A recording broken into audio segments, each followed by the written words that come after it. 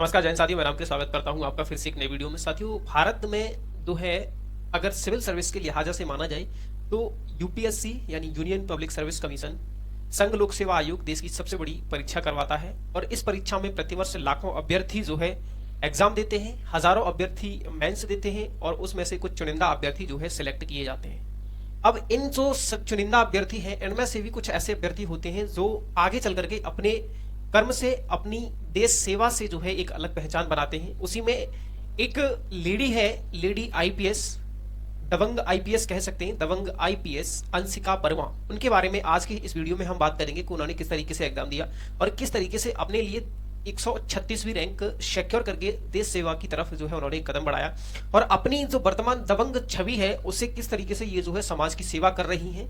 वर्तमान में अगर हम बात करें तो ये उत्तर प्रदेश के गोरखपुर शहर में तैनात है। ठीक है, तो थोड़ा सा हम इनके बारे में जान लेते हैं। ऐसे आज हम आपको अंशिका वर्मा की कुछ तस्वीरें वर्दी में दिखाएंगे। बिना कोचिंग के बनी आईपीएस अंशिका वर्मा ने तय कर लिया था कि उन्हें सिविल सेवा को पास कर अधिकारी बनना है। इसके बाद साल 2021 की प्रीलिम्स और मेंस परीक्षा में उन्होंने सफलता हासिल की और इंटरव्यू में जगह बनाई, लेकिन एक्चुअली में उसके बाद इनका सिलेक्शन नहीं हुआ, तो 2022 में इनका जो है फाइनल सिलेक्शन हुआ। ठीक है, ये आप लोग देख सकते हैं कुछ अधिकारियों की सरदार वल्लभ भाई पटेल नेशनल पुलिस जो अकेडमी है वहां से कुछ तस्वीरें हैं।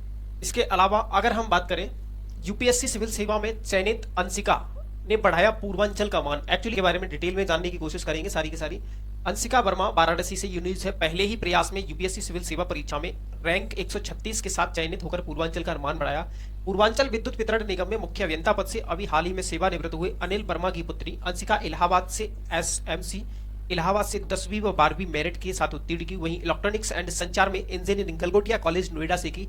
सुश्री वर्मा का कहना है कि शासन तंत्र का हिस्सा बनने के लिए सिविल सेवाओं का चयन किया है। उनका उद्देश्य नौकरी में रहते हुए सामाजिक परिवर्तन में योगदान करना। अंशिका अपनी सफलता में पिता अनिल वर्मा, परिवार व गुरुजनों, शुभचिंतकों व सहयोगियों का सहयोग मानती हैं। अनिल वर्मा की पुत्री अंशिका वर्मा के यूपीएससी सिविल सेवा परीक्षा में अच्छे रैंक के साथ चयन होने पर पूर्वांचल विद्युत वितरण निगम लिमिटेड के निदेशक तकनीकी पीपी सिंह, मुख्य अभियंता अनूप चंद्रा, इन्होंने आदि लोगों ने बधाई दी है। ठीक है, ये इन्होंने अंशिका वर्मा ने अपनी जो है 2020 के जब इनका रिजल्ट आया था उसमें इन्होंने अपनी रैंक शेयर की थी। 136वीं रैंक यहाँ पर है, ये रोल नंबर है इनका और ये इनका नाम है अंशिका वर्मा। आप लोग देख सकते हैं, आप लोग ये भी देख सकते हैं यहाँ पर, ये जो है लवासना ने 240x7 ने यूपीएससी 2020 136 रैंक अंशिका वर्मा के साथ ये फोटो शेयर किया था। उसके बाद ये यहाँ पर जो है जब ये रिक्रूट यानी ट्रेनिंग इनकी चल रही थी उस टाइम पे इनको ये मेडल मिला था प्रशिक्षण के दौरान।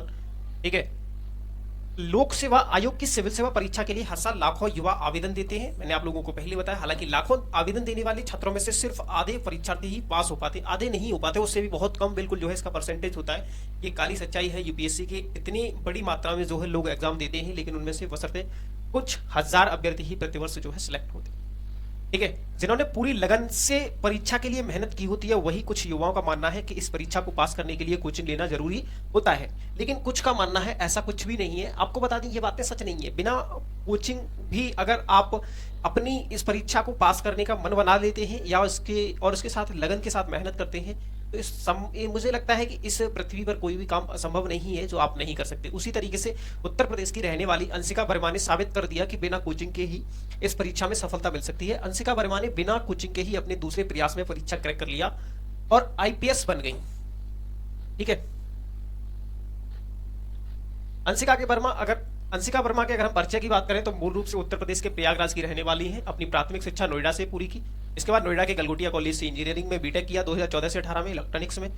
उसके बाद अगर हम बात करें सेल्फ स्टडी पर फोकस, पहली बार असफल हो जाने के बाद कड़ी मेहनत की। उन्हें पता चल चुका था कि उनके लिए कोचिंग से ज्यादा सेल्फ स्टडी काम करेगी, सेल्फ स्टडी के दम पर वो ज्यादा फोकस कर सकेंगे। और इसके बाद उन्होंने 2020 में दूसरी बार परीक्षा दी और उन्हें इससे काफी उम्मीदें थी। देश भर में रैंक 136 हासिल किया। इंटरव्यू में उनका प्रदर्शन काफी बेहतर रहा था, उन्होंने देश भर में 136वां रैंक हासिल हुई। उसके बाद चयन आईपीएस के रूप में हुआ। अंशिका वर्मा को आईपीएस सेवा मिलने पर उन्हें होम कैडर ही दिया गया। यूपी में ही है वर्तमान में। ठीक है, सोशल मीडिया पर इनके जो है लाखों फॉलोअर्स हैं। मैं आप लोगों को बता दूं, देश में देखो सबसे बड़ी जो एग्जाम है यूपीएससी, ये असंभव नहीं है। कड़ी मेहनत, धैर्य और लगन के साथ अगर आप इस परीक्षा को देते हैं तो आप इस परीक्षा में डेफिनेटली जो है अपने एग्जाम को क्वालिफाई करेंगे, इसको पास होंगे, सिलेक्ट होंगे।